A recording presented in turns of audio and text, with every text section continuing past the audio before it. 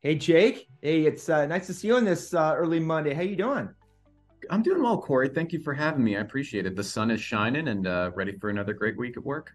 Yes, I love it, love it. Hey, another great team member here at Stonewall. You guys are fantastic. I wanted to have you on to talk a little bit more on the planning side. So before we get rolling here, welcome to the InSync show. And could you tell us a quick intro about yourself? Yeah, absolutely, absolutely. Hi, my name is Jake Sajura, and I've been at Stonewall Resort for a year and a half. I studied hospitality and tourism management at West Virginia University for my undergrad. My degree was business administration, and right after I graduated, I started here at Stonewall Resort as a catering and conference manager, and that's been that's been what I've been doing since.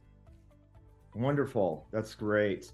Wanted to have you on, like I mentioned before, talk a little bit more on the planning side. So I've got a topic has served up, conference planning hacks. And so for those out there trying to do a fantastic job, best they can do for the clients, or even for those in-house planners, what would be your single best tip to host an awesome event? Expect the unexpected. That's what I've learned in my year and a half here is that you can plan and anticipate and envision things in your mind one way, and your client can even agree on that. But when it comes down to execution and day of and operations, especially in the hospitality industry, so many little changes can happen, and there's a lot of moving parts. And so as a meeting planner, it's important to embrace change and know how to adapt to it, roll with it, address it rather than panic. And so I think if you go into your planning from the beginning, expecting the unexpected, expecting that there might be some little changes along the way, everything runs a lot smoother. Great, great. Kind of dovetailing on that a little bit. What is the most common? Like, is it food and beverage? Is it some of the programming? What tends to get a little off the rails as the event goes on? I would say the meeting agenda itself Hmm. and setup details.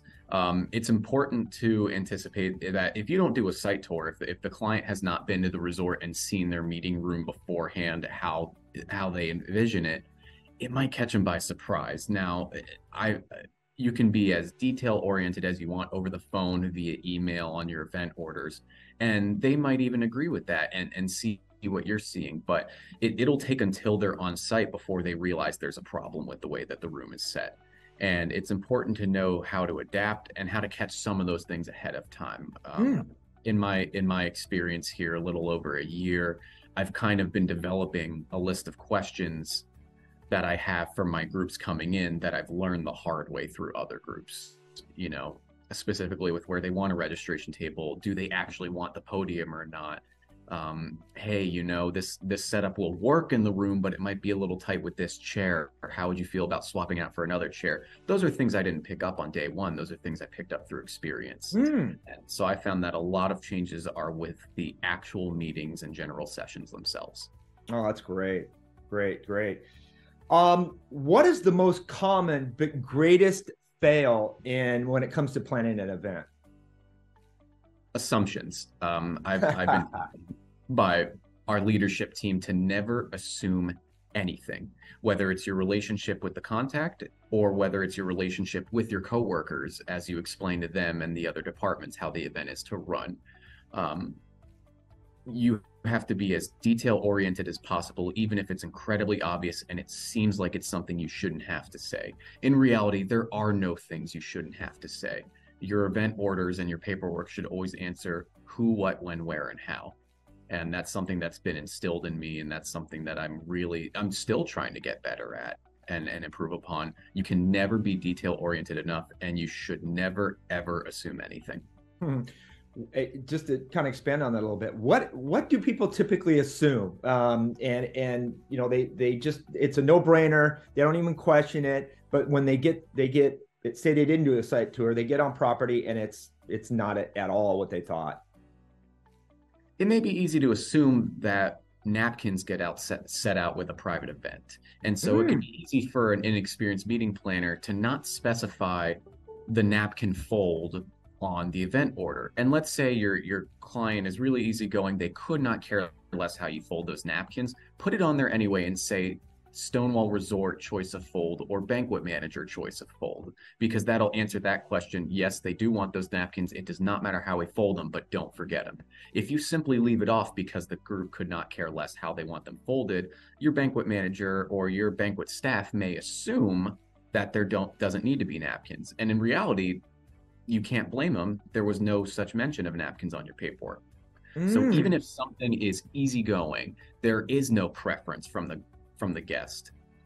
Put something on there, anything, just to indicate that there still needs to be whatever it is you're looking for. Don't ever assume that they're going to put it out without you asking.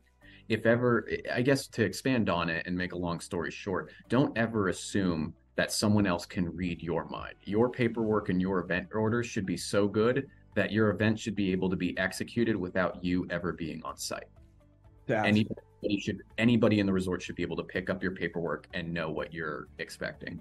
That's wonderful. And you never know what that subtle detail, it might not matter that much to a particular person, but you might get that one guest that is irritated that the napkins weren't right or the planner.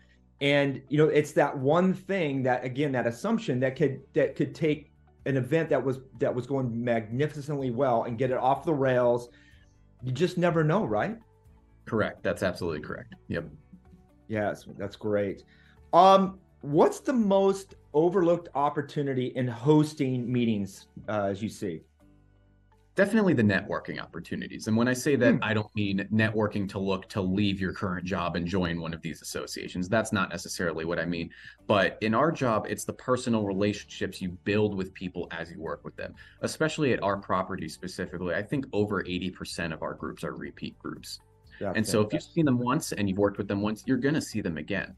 And that's a tremendous opportunity because you can be so much more successful at your job when you've already worked with someone. You know what they like, you know what they don't like, you know how they communicate and how they operate, and you can adjust your style to them to ensure that the event is executed flawlessly. And I think if somebody's looking to go into event planning, they should absolutely not overlook the networking skills and the personal bonding that you do on the job. Oh, that's great. So are you saying that with being more intentional when you're setting up networking, maybe carve out time specifically to leverage those opportunities? What would be your advice to maybe incorporate networking more into your event? Get to know your planners a little bit better. It's important when you're first reaching out to them and letting them know that you're going to be working with them to understand, what is the purpose of this meeting? Tell me about the group of people that are going to be attending this meeting. Is it majority men? Is it majority women? What do they like to do for fun? Is there any certain food that they really like that you'd like to have in the meeting room? And get that customization and specialization to each group. Oh, that's great. Wonderful. Some really great stuff, Jake. Before we break on this Monday, I know you got a full plate getting back to work here. What's some Jake Z secret sauce you could share with us heading into another great week here? When I was an intern at WVU, I heard from a general manager that one of his best pieces of advice is never forget how to work. And I think in today's post-COVID environment that we live in, especially with staffing shortages, that's never been more important. There is no job too little for any person to do, and you should never forget how to work. In my year and a half here, I have done conference setup. I've even gone up into the guest rooms and made beds.